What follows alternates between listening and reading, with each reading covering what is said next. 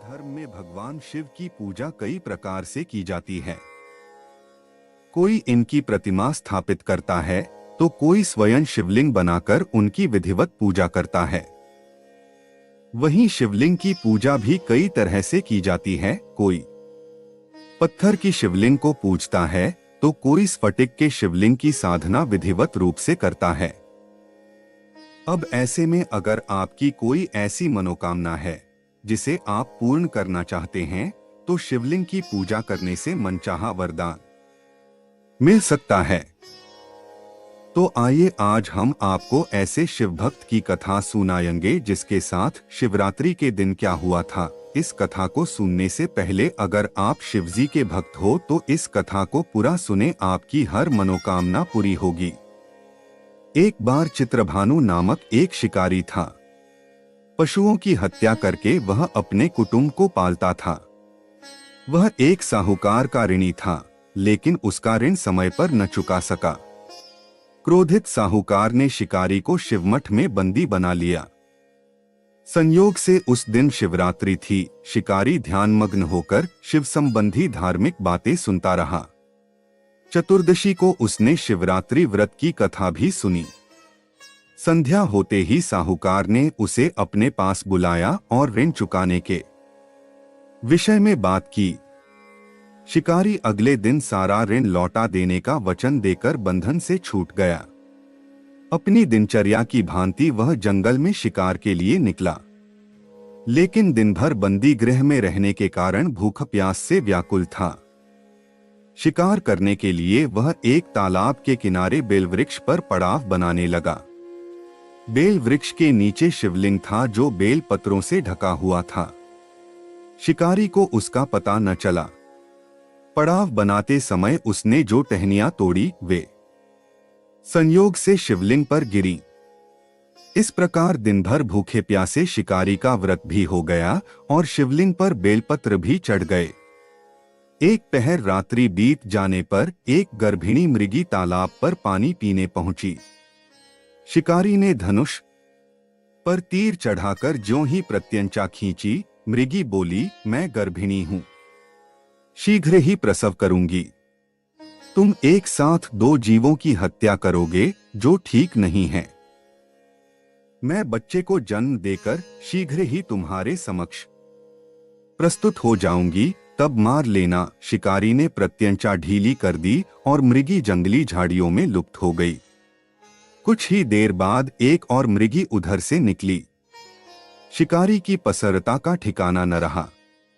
समीप आने पर उसने धनुष पर बाण चढ़ाया। तब उसे देख मृगी ने विनम्रतापूर्वक निवेदन किया, हे पारधी, मैं थोड़ी देर पहले ऋतु से निवृत्त हुई हूं, कामातुर विरहिणी हूं, अपने प्रिय की खोज में भटक रही हूं।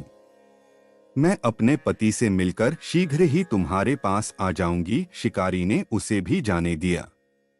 2 बार शिकार को डोट खोकर उसका माथा ठनका। वह चिंता में पड़ गया।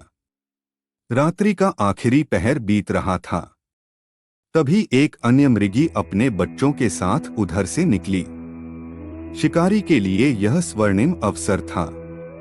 उसने धनुष पर तीर चढ़ाने में देर नहीं लगाई। वह तीर छोड़ने ही वाला था कि मृगी बोली, हे पारधी, मैं इन बच्चों को इनके पिता के हवाले करके लौट आऊंगी। इस समय मुझे शिकारी हंसा और बोला, सामने आए शिकार को छोड़ दूं, मैं ऐसा मूर्ख नहीं।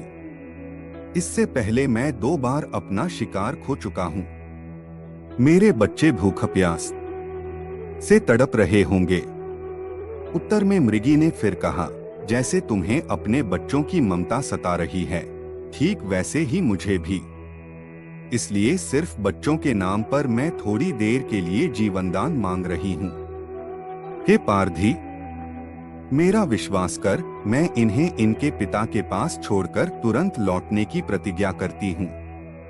मृगी का दीन स्वर सुनकर शिकारी को उस पर दया आ गई। उसने उस मृगी को भी जाने दिया। शिकार के अभाव में बेल वृक्ष पर बैठा शिकारी बेलपत्र तोड़ तोड़कर नीचे फेंकता जा रहा था। पौ फटने को हुई तो एक हृष्ट पुष्ट मृग उसी रास्ते पर आया। शिकारी ने सोच लिया कि इसका शिकार वह अवश्य करेगा। शिकारी की तनी प्रत्यंचा देखकर मृग विनीत स्वर में बोला, हे पारधी भाई, यदि तुमने मुझसे पूर्व आने वाली 3 मगियों तथा छोटे छोटे बच्चों को मार डाला है तो मुझे भी मारने में विलंब न करो, ताकि मुझे उनके वियोग में एक क्षण भी दुख न सहना पड़े। मैं उन मृगियों का पति हूँ। यदि तुमने उन्हें जीवन दान दिया है तो मुझे भी कुछ क्षण का जीवन देने की कृपा करो। मैं उनसे मिलकर तुम्हारे समक्ष उपस्थित हो जाऊंगा। मृग की बात सुनते ही शिकारी के सामने पूरी रात का घटनाचक्र घूम गया। उसने सारी कथा मृग को सुना दी। तब मृग ने कहा, मेरी तीनों पत्नियां जिस प्रकार प्रतिज्ञाबद्ध होकर गई हैं, मेरी मृत्यु से अपने धर्म का पालन नहीं कर पाएंगी। आठ जैसे तुमने उन्हें विश्वासपात्र मानकर छोड़ा है, वैसे ही मुझे भी जाने दो। मैं उन सब के साथ तुम्हारे सामने शीघ्र ही उपस्थित होता हूँ। उपवास, रात्रि जागरण तथा शिवलिंग पर बेलपत्र चढ़ने से शिकारी का हिंसक हृदय निर्मल हो गया था। उसमें भगवत शक्ति का वास हो गया था। धनुष तथा बाण उसके हाथ से सहज ही छूट गया। भगवान शिव की अनुकंपा से उसका हिंसक हृदय कारुणिक भावों से भर गया।